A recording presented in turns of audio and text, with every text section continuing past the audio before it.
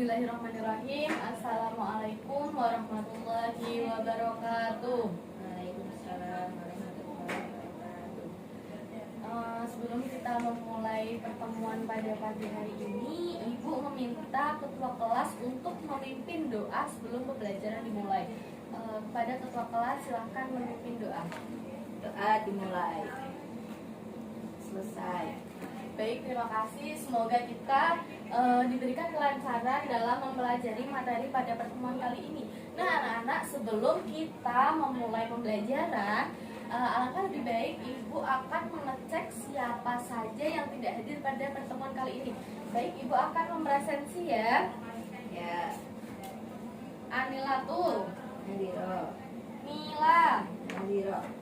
Sofi, Nadiro. Sitna. Nadiro. Baik, alhamdulillah ya anak-anak semuanya hadir pada pertemuan kali ini. Sebelum kita membahas mengenai perdagangan internasional pada pertemuan kali ini, Ibu pada pertemuan lalu telah membahas sebuah materi yang sangat lekat dengan kehidupan kita. Nah, siapa di antara kalian yang tahu mengenai pembelajaran apa yang telah kita pelajari pada pertemuan lalu? Saya Bu. Siapa namanya? Amila. Oh iya, apa pertemuan lalu? Globalisasi. Nah, benar sekali ya. Pada pertemuan lalu kita telah membahas mengenai globalisasi. Oh ya teman-teman, teman-teman dari Amila, Ibu harap kalian juga belajar seperti Amila. Ini Amila itu sangat rajin ya tadi malam belajar. Ibu akan mengecek apakah kalian tahu apa saja bentuk dari adanya globalisasi. Saya Bu. Siapa? Sofi. Ya, Ibu akan kasih nilai tambah bagi kalian yang dapat menjawab. Itu artinya kalian memiliki celengan untuk nilai rapot nantinya. Ya, apa bentuk globalisasi? Globalisasi bidang budaya. Apalagi? Bidang komunikasi, bidang ekonomi, bidang iptek, dan bidang transportasi. Nah, benar sekali ya. Globalisasi itu memiliki berbagai bentuk. Nah, dari bentuk-bentuk itu, globalisasi juga memiliki dampak atau memiliki pengaruh dalam kehidupan sehari-hari. Nah, siapa di antara kalian selain Sofi dan Amila yang tahu tentang dampak dari adanya globalisasi? Saya Bu. Siapa namanya? Nila. Ya, Nila. Berkembangnya iptek. Nah, itu perkembangnya iptek. Kalian pasti tahu ya tentang perkembangnya iptek. Tapi kalian tahu nggak apa pengertian dari perkembangnya iptek? Belum. Perkembangnya iptek itu adalah perkembangnya teknologi. Nah, ini menarik ya anak-anak, karena kita itu hidup di masa dimana iptek itu sangat melekat pada kehidupan kita.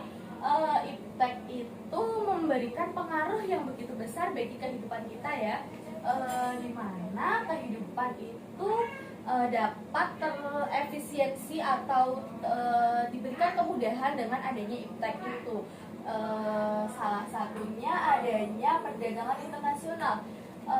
Seperti yang kita tahu bahwa internasional merupakan sebuah kancah yang lebih tinggi atau lebih luas daripada internasional, di mana negara-negara yang terlibat itu bukan satu atau dua negara, melainkan banyak negara.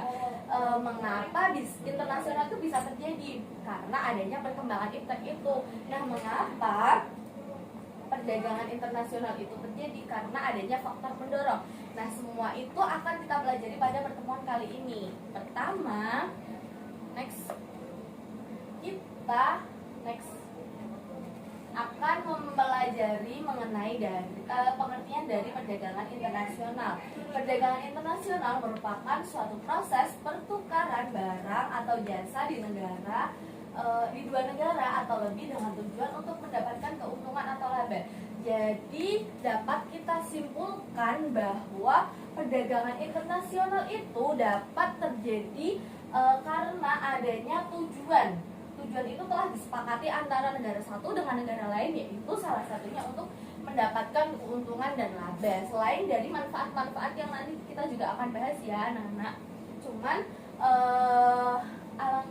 lebih singkatnya, perdagangan internasional itu merupakan perdagangan yang terjadi antara dua negara atau lebih untuk mendapatkan keuntungan atau laba. Selanjutnya kita akan mengetahui mengenai pengertian dari ekspor, eksportir, impor, dan importir. Ekspor merupakan negara yang mengirimkan atau menjual barang ke negara lain. Kita dapat mengingat bahwa X itu keluar ya, terus negara sebagai pelaku itu disebut dengan eksportir. Kita dapat menambahkan IR pada belakang kata ekspor dengan menyebutkan eksportir sebagai negara yang melakukan ekspor kayak gitu. Kemudian masuknya barang ke negara lain disebut dengan impor. Kita dapat mengingat bahwa in itu masuk, artinya negara barang itu dapat masuk ke negara lain disebut dengan impor. Kita mengingat bahwa in itu kan mirip dengan im, itu sebuah kata kunci yang dapat dijadikan sebuah kata untuk mengingat-ingat ya anak-anak. Kemudian negara yang menjadi pelaku disebut dengan import, kayak gitu ya, importir. Maaf ibu salah ya. Negara sebagai pelaku import itu disebut importir. Di sini kalian sudah paham? Nah, kita lanjut ya. Iya Bu. Sekarang kita akan membahas mengenai faktor pendorong perdagangan internasional. Jadi begini anak-anak, sebuah kerjasama atau sebuah kejadian itu dapat terjadi karena adanya faktor pendorong. Faktor pendorong itu dapat disebut juga dengan faktor penyebab atau hal-hal yang menjadikan kegiatan itu dapat dilakukan. Nah, apa saja sih faktor pendorong dari adanya perdagangan internasional? Yuk kita bahas. Yang pertama, faktor pendorong perdagangan internasional itu karena adanya perbedaan sumber daya alam yang dimiliki oleh setiap negara. Sumber daya alam yang dimiliki masing-masing negara itu tidak sama. Hal inilah yang mengakibatkan adanya perbedaan hasil produksi di negara tersebut. Seperti yang kita tahu bahwa Indonesia merupakan negara yang memiliki begitu banyak atau memiliki sumber daya alam yang sangat berlimpah seperti kopi dan lain sebagainya. Hal itu bisa saja atau tidak dimiliki oleh negara lain. Seperti halnya di Indonesia itu dikenal sebagai negara penghasil sayur. Sedangkan Arab Saudi itu negara yang tidak dapat menghasilkan sayur. Itulah mengapa perdagangan internasional itu terjadi antara Indonesia dengan Arab Saudi. Itu karena adanya perbedaan sumber daya alam yang dimiliki oleh setiap negara itu yang berbeda-beda. Kemudian kita akan membahas mengenai perbedaan tingkat kualitas sumber daya manusia. Negara yang memiliki sumber daya manusia yang mumpuni maka akan meningkatkan atau memiliki kualitas keterolahan sumber daya alam itu lebih baik kayak gitu. Jadi negara yang memiliki sumber daya manusia yang mumpuni otomatis akan menghasilkan barang-barang atau produk-produk yang unggul juga kayak gitu teman-teman. Selanjutnya kita akan membahas mengenai perbedaan ilmu pengetahuan dan teknologi. Negara yang menguasai ilmu pengetahuan dan teknologi akan mampu memproduksi barang dan jasa yang lebih banyak, bermutu dan efisien dibanding dengan negara yang tidak menguasainya. Nah, ilmu pengetahuan dan teknologi seperti yang Ibu jelaskan tadi sebelum pembelajaran kali ini memberikan dampak yang begitu besar. Dengan adanya ilmu pengetahuan dan teknologi, hal-hal yang seharusnya tidak dapat dimanfaatkan secara maksimal dapat dimanfaatkan secara maksimal. Negara yang namun tidak semua negara itu dapat memanfaatkan ilmu pengetahuan dan teknologi anak-anak. Jadi negara yang mampu atau dapat bersaing itu negara yang dapat memanfaatkan ilmu pengetahuan dan teknologi. Akibatnya atau dampaknya itu dapat memanfaatkan sumber daya alam atau hal-hal yang ada di dalamnya itu secara maksimal. Jadi simpelnya kayak gini anak-anak, negara yang memiliki sumber daya manusia yang mumpuni, negara yang memiliki ilmu pengetahuan dan teknologi yang canggih, negara yang memiliki sumber daya alam yang begitu banyak atau berlimpah, itu merupakan negara yang sangat unggul atau negara yang memiliki keuntungan yang begitu besar karena semuanya dapat diolah atau dimanfaatkan secara maksimal. Namun sayangnya setiap negara itu tidak memiliki 3 komponen tadi. Akibatnya muncul perdagangan internasional karena ada perbedaan-perbedaan itu. Nah, perdagangan internasional itu dapat terjadi juga seperti misalnya negara yang memiliki iptek yang begitu canggih namun tidak memiliki sumber daya alam itu dapat memanfaatkannya. Begitu pula sebaliknya, negara yang memiliki sumber daya alam yang begitu berlimpah namun tidak dapat memanfaatkan ilmu pengetahuan dan teknologi secara efektif, maka kedua negara itu dapat bekerja sama. Artinya saling membutuhkan kayak gitu anak-anak ya. Selanjutnya perbedaan budaya suatu bangsa. Perbedaan budaya suatu bangsa akan sangat mempengaruhi produk atau barang yang dihasilkan. Seperti halnya negara barat. Negara barat itu terkenal dengan negara yang begitu terbuka. Alhasil atau dampaknya yaitu negara barat itu menghasilkan produk-produk sesuai dengan kebudayaannya, berbeda dengan negara timur yang memiliki budaya yang cenderung dalam tanda kutip tertutup, itu akan menghasilkan produk-produk yang tertutup juga seperti itu. Jadi budaya itu sangat mempengaruhi produk yang dihasilkan. Dari penjelasan faktor pendorong, adakah yang ingin ditanyakan? Tidak. Baik, kita lanjut ke slide selanjutnya ya. Selanjutnya kita akan membahas mengenai manfaat perdagangan internasional. Seperti yang Ibu jelaskan tadi di pengertian bahwa perdagangan internasional itu terjadi karena adanya tujuan untuk mendapatkan keuntungan atau laba. Nah, itu tujuan itu mengarah ke manfaat. Manfaat itu di mana ketika kita melakukan kegiatan kita mendapatkan keuntungan. Manfaat itu juga dapat diartikan sebagai keuntungan. Nah, apa saja keuntungan dari perdagangan internasional? Baik, kita dapat melihat di slide selanjutnya. Selanjutnya, manfaat dari adanya perdagangan internasional. Setiap negara dapat memenuhi kebutuhan akan barang dan jasa. Jadi, seperti yang Ibu jelaskan tadi bahwa setiap negara itu ada yang memiliki keunggulan di bidang teknologi, ada yang memiliki keunggulan di bidang kualitas sumber daya manusianya, ada yang memiliki keunggulan di bidang sumber daya alam seperti Indonesia. Nah, itu kan berbeda-beda ya anak-anak ya. Jadi ketiga komponen itu tidak dimiliki oleh setiap negara. Jadi sedangkan ketiga komponen itu harus dimiliki.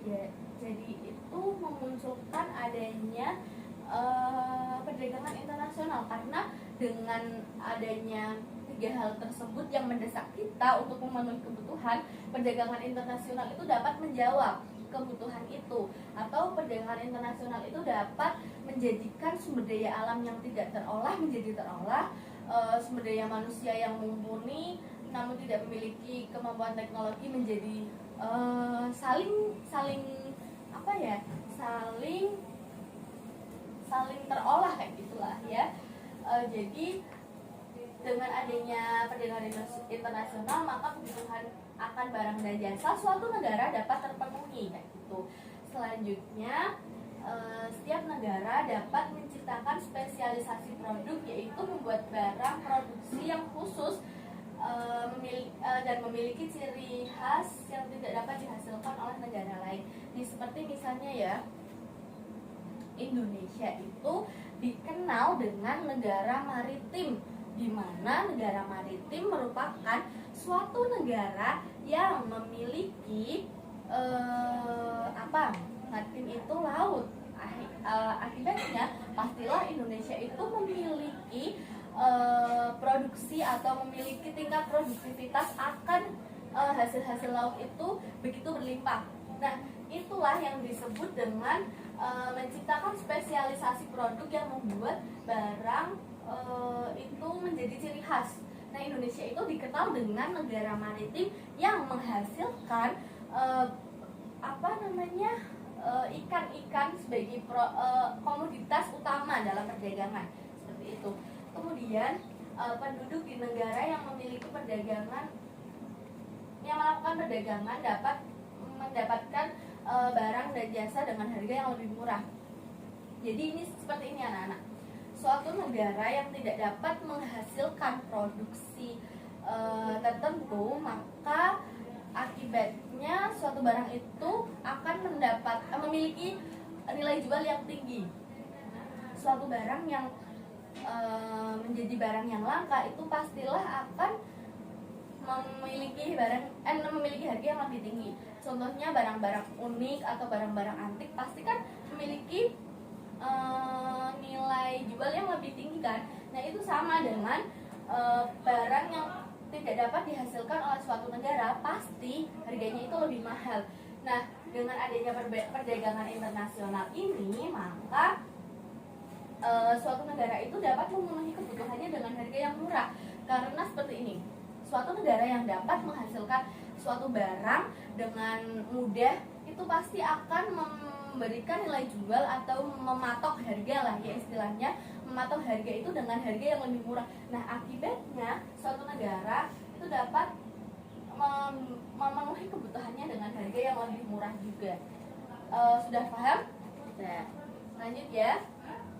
Masih ada beberapa manfaat dari perdagangan internasional. Ini ibu hanya menjelaskan manfaat-manfaat yang ibu anggap kalian itu perlu tahu, bahwa perdagangan internasional itu memberikan manfaat yang begitu besar kepada kita. Padahal selain yang dijelaskan ibu itu masih banyak sekali, cuman ibu hanya menjelaskan beberapa saja ya.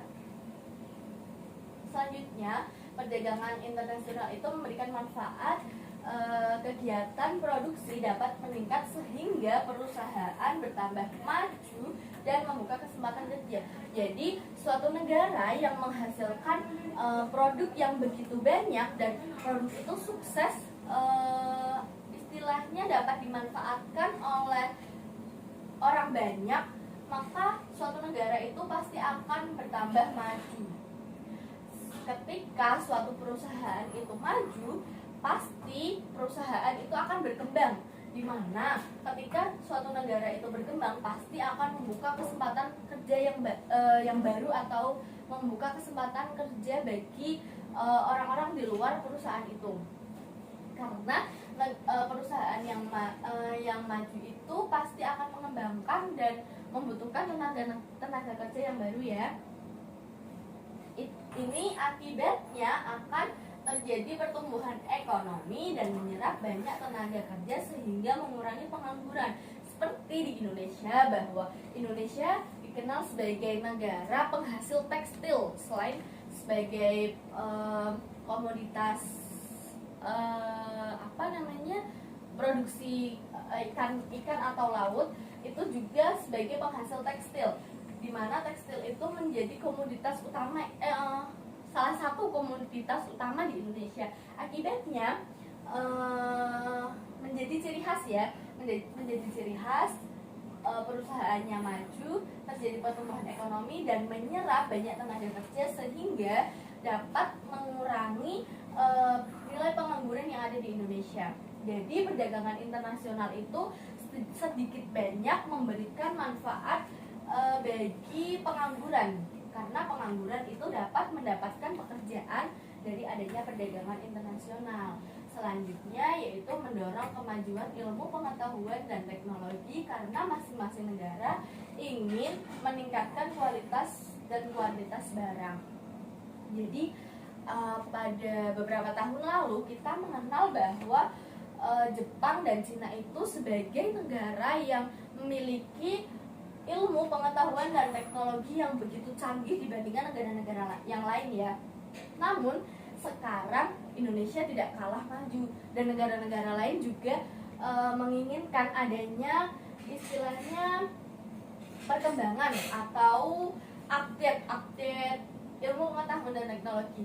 Dulu misalnya ya, Ibu ambil contoh handphone. Dulu handphone itu hanya dihasilkan oleh negara-negara yang maju. Namun sekarang Indonesia juga dapat menghasilkan handphone sendiri karena Indonesia ingin melakukan atau ingin memberikan kemajuan ilmu pengetahuan dan teknologi seperti itu. Jadi perdagangan internasional itu menjadikan negara satu dengan negara yang lain itu dalam tanda kutip iri dan ingin saling bersaing dan ingin menjadi negara-negara yang maju. Ada yang ingin ditanyakan? Tidak. Baik, mungkin ini slide terakhir. Ya, terima kasih. Apabila tidak ada yang ditanyakan, Ibu rasa cukup. Tapi jangan salah teman-teman, atau jangan salah ya, karena minggu depan Ibu akan meminta kalian untuk membuat resume dari pertemuan kali ini, mulai dari pengertian perdagangan internasional, terus apa yang dimaksud dengan ekspor impor, terus faktor pendorong perdagangan internasional sampai dengan manfaat perdagangan internasional. Itu semuanya dirangkum dalam kertas folio. Dan satu sama lain di antara kalian itu tidak boleh saling mencontek. Jadi Ibu akan tahu siapa saja yang memperhatikan penjelasan Ibu pada pertemuan kali ini dan siapa yang mengabaikannya. Ibu akan mengecek satu persatu kata-kata dari rangkuman kalian sehingga Ibu tahu mana nih yang benar-benar memperhatikan dan mana yang hanya mencontek. Karena kalian yang mencontek itu pasti menggunakan kata-kata yang sama. Apakah kalian paham? Baik, Ibu minta kita akan bertemu hari Selasa depan. Ibu minta kalian hari Senin jam 7 pagi ketua kelas udah mengumpulkan rangkuman itu di meja Ibu ya. Paham? Ya, baik. Untuk mengakhiri pertemuan kali ini, Ibu ingin berpesan kalian itu di masa pandemi seperti ini harus menjaga kesehatan, mematuhi 3M dan tidak keluar kemana-mana ya. Ya Bu. Ya, semoga kalian paham dengan apa yang Ibu katakan dan mematuhinya. Terima kasih. Sebelum kita mengakhiri pertemuan kali ini, Ibu meminta ketua kelas untuk memimpin doa. Doa dimulai. Selesai. Baik, terima kasih. Ibu mohon maaf apabila Ibu ada kata salah, ada salah kata. Terima kasih atas perhatiannya. Semoga kalian semua diberikan kesehatan. Amin. Wassalamualaikum warahmatullahi wabarakatuh. Waalaikumsalam.